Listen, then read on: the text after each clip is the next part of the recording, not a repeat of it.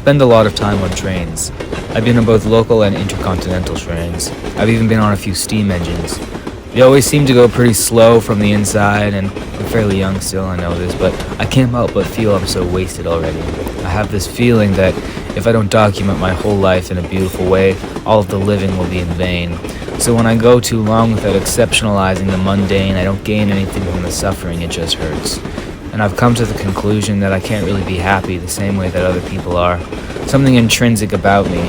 All the industry alongside the tracks is pretty in its own way, and I admit the chemical smell is somehow pleasing to me. I wish I had a perfume that smelled like wood smoke and winter air, lingering outside of a big factory filled with terrible geared machines and toxic vats of plastic and industrial materials. This would include the scent of the tobacco from the factory workers on their 5-minute cigarette breaks, and their desperation and exhaustion in their breaths. The rubber from the steel-toed boots and the sight-burnt tinge of friction calluses and somebody's open blister underneath 2 layers of stained white cotton socks. It's terrible knowing how quickly I would be found in a crimson tub if I lived that life, seeing as I've come close to that in the goose-stuffed pillow I live now. Sometimes at the Union train station, I wish I could sit down on one of the platforms and just stay there for a while. The architecture is very comforting to me. It feels familiar the same way a dream does. Even though I've been there many times, it feels familiar in a distant way. Once I was walking down a platform in a French-speaking metropolis, and a nomad with a fancy camera was taking photographs. I was sick from lack of sleep with a guitar on my back and purple under both my eyes, and he snapped my picture mid-cough, and I wonder how many pictures there are of me in public places looking miserable that I don't know about. At least I was wearing my expensive scarf. Spent a lot of time at train stations too. I bet if you added up all the minutes and seconds I've sat on the cold stone steps of Union Station underneath those grand pillars and gray-brown edges, it would be longer than the minutes and the seconds I've spent on trains. I'm a very patient man, so I realize I've spent inhuman amounts of time waiting for other people there, taking photographs, writing poetry, or just sort of standing there chain-smoking with tired gum in my mouth. It's amazing how wasteful that must seem to most people, but I really don't mind waiting. I suppose subways are also trains, so that would add to my time too. I ride those almost every day.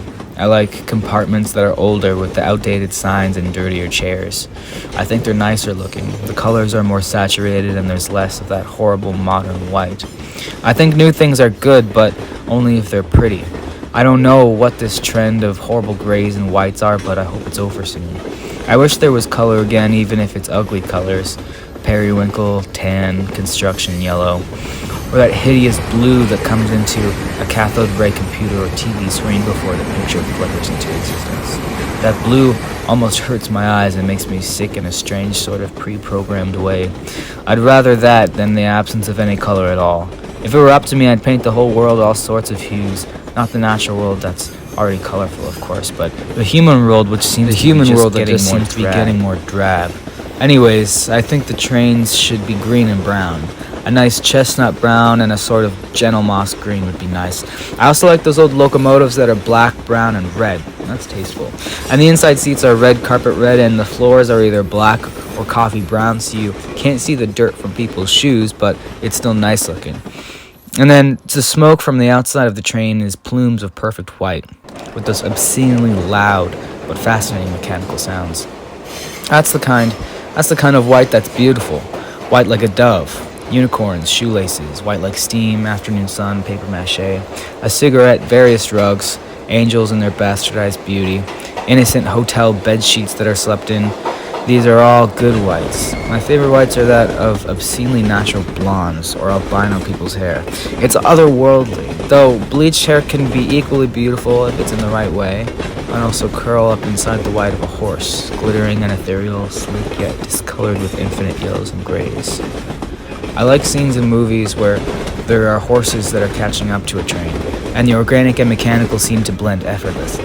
The aggressive, powerful pistons firing relentlessly in that steed's body with great white puffs of breath echoing to a train, and the organic and mechanical seem to blend effortlessly.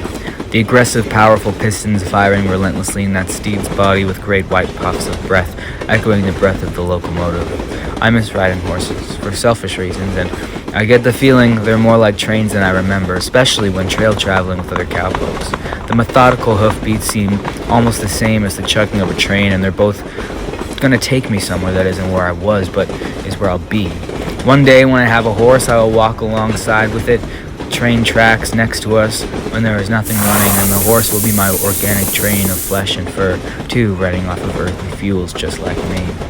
If I could, I'd never fly again. Trains, high-speed trains on electric railways that cross the oceans, like giant serpentine angels made of glass and metal. It takes 6 hours to get from Montreal to Toronto on the train, or vice versa, but that would be cut in half if it was one of those European high-speed trains. I take the window seats on trains, but never on an airplane.